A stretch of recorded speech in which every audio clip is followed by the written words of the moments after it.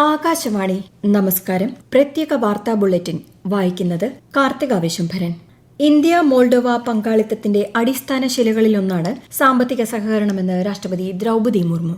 വിദേശ പര്യടനം തുടരുന്ന രാഷ്ട്രപതി മോൾഡോവൻ പ്രസിഡന്റ് മയ സൻഡുവുമായി ഉഭയകക്ഷി ചർച്ചകൾ നടത്തി. കൃഷി, ലോജിസ്റ്റിക്സ്, ആരോഗ്യം, ഫാർമസ്യൂട്ടിക്കൽസ്, പുനരുപയോഗ ഊർജ്ജം തുടങ്ങി വിവിധ മേഖലകളിലെ സഹകരണത്തെക്കുറിച്ച് ചർച്ചകൾ നടത്തിയതായി സംയുക്ത വാർത്താ സമ്മേളനത്തിൽ രാഷ്ട്രപതി പറഞ്ഞു. ഇന്ത്യ മോൾഡോവ ബിസിനസ് ഫോറത്തെയും രാഷ്ട്രപതി അഭിസംബോധന ചെയ്തു. ഇന്ത്യയിൽ നിക്ഷേപം നടത്തുന്നതിനായി മോൾഡോവൻ കമ്പനികളെ രാഷ്ട്രപതി ക്ഷണിച്ചു. വർഷകാല സമ്മേളനത്തിന്റെ ആദ്യ ദിനത്തിൽ പ്രക്ഷുബ്ധമായി പാർലമെന്റ്. നീറ്റ് ചോദ്യപേപ്പർ ചോർച്ച ഉൾപ്പെടെ വിവിധ വിഷയങ്ങളിൽ പ്രതിപക്ഷ പ്രതിഷേധം ശക്തമായതിനെ തുടർന്ന് ഇരുസഭകളും ഇന്നത്തേക്ക് പിരിഞ്ഞു.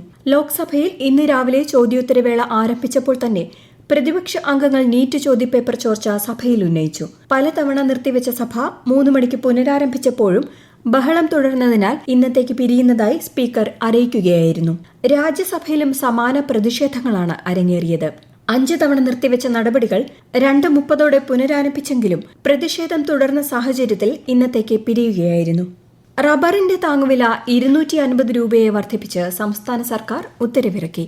റബ്ബർ കർഷകരെ സഹായിക്കാനായി താങ്ങുവില കിലോഗ്രാമിന് 200 രൂപയിൽ നിന്നും 250 രൂപയാക്കുമെന്ന് മുഖ്യമന്ത്രി VD സതീശൻ ബജറ്റിൽ പ്രഖ്യാപിച്ചിരുന്നു. 2026 ജൂലൈ 3 മുതലുള്ള ബില്ലുകൾക്ക് പുതിയ താങ്ങുവില ബാധകമാകും. ഓണം വാരാഘോഷത്തോടനുബന്ധിച്ച് ഓഗസ്റ്റ് 30 തിരുവനന്തപുരത്ത് സംഘടിപ്പിക്കുന്ന ഘോഷയാത്ര മുൻ വർഷങ്ങളേക്കാൾ ആകർഷകമാക്കുമെന്ന് മന്ത്രി PC വിഷ്ണുനാഥ്. ഓണം വാരാഘോഷവുമായി ബന്ധപ്പെട്ട് ചേർന്ന ഘോഷയാത്ര കമ്മിറ്റിയുടെ പ്രഥമ യോഗത്തിൽ സംസാരിക്കുകയായിരുന്നു മന്ത്രി.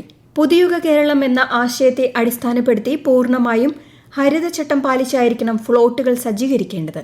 ഘോഷയാത്ര മനോഹരമാക്കാൻ പുതിയ ആശയങ്ങൾ വകുപ്പുകളുടെ ഭാഗത്തു നിന്നുണ്ടാകണമെന്നും മന്ത്രി പറഞ്ഞു. തിരുവോണം ബമ്പർ ആദ്യ ദിനത്തിൽ വിറ്റഴിഞ്ഞത് 8,72,540 ടിക്കറ്റുകൾ.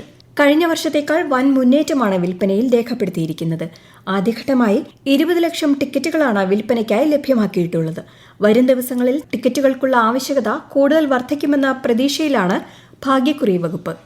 നെന്മാറ ഇരട്ടക്കൊലക്കേസ് പ്രതി ചെന്താമരയ്ക്ക് വധശിക്ഷ വിധിച്ച് പാലക്കാട് അഡീഷണൽ സെഷൻസ് കോടതി 20 ലക്ഷം രൂപ പിഴയടയ്ക്കണമെന്നും ഈ തുക കൊല്ലപ്പെട്ട സുധാകരന്റെ മക്കൾക്ക് നൽകണമെന്നും കോടതി ഉത്തരവിട്ടു. 2025 ജനുവരി പോത്തുണ്ടി സ്വദേശികളായ സുധാകരൻ, അമ്മ ലക്ഷ്മി എന്നിവരെ കൊലപ്പെടുത്തിയ കേസിലാണ് വിധി. കണ്ണൂർ അഞ്ചരക്കണ്ടി ദന്തൽ കോളേജ് വിദ്യാർത്ഥി നിതിൻ രാജിന്റെ ആത്മഹത്യയുമായി ബന്ധപ്പെട്ട് അറസ്റ്റിലായ അധ്യാപകൻ MK റാമിനെ തലശ്ശേരി അഡീഷണൽ ജില്ലാ സെഷൻസ് കോടതി റിമാൻഡ് ചെയ്തു. കർണാടകയിലെ കുടകിൽ നിന്നാണ് ഇയാളെ പിടികൂടിയത്.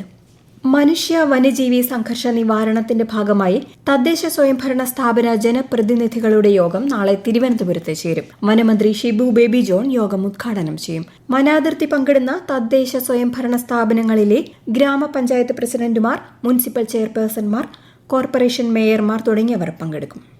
കോടികൾ വിലമതിക്കുന്ന ആംബർ ഗ്രീസുമായി പത്തനംതിട്ടയിൽ 2 പേർ അറസ്റ്റിൽ. പന്തളം വലിയ കോയിക്കൽ പാലത്തിന് സമീപത്തു നിന്നുമാണ് ഓടനവട്ടം സ്വദേശി രാജീവ്, കൊട്ടാരക്കര സ്വദേശി സോമൻ എന്നിവർ 6 കിലോയോളം ആംബർ ഗ്രീസുമായി പിടിയിലായത്. അത്തർ നിർമ്മാണത്തിനായി ഉപയോഗിക്കുന്ന ആംബർ ഗ്രീസിന് കിലോയ്ക്ക് 2 കോടി രൂപ വരെ വില വരും.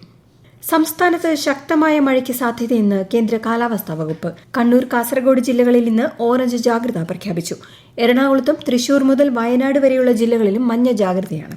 സ്വകാര്യ കമ്പനിയായ കോറോ ഹെൽത്തിലെ കൊച്ചി, കോഴിക്കോട് ഓഫീസുകളിൽ നിന്ന് കൂട്ടത്തോടെ പിരിച്ചുവിട്ട ജീവനക്കാർക്ക് 5 മാസത്തെ ശമ്പളം കൂടി നൽകാൻ തീരുമാനം. മന്ത്രി ബിന്ദു കൃഷ്ണയുടെ അധ്യക്ഷതയിൽ തിരുവനന്തപുരത്ത് നടന്ന ചർച്ചയിലാണ് ധാരണയായത്.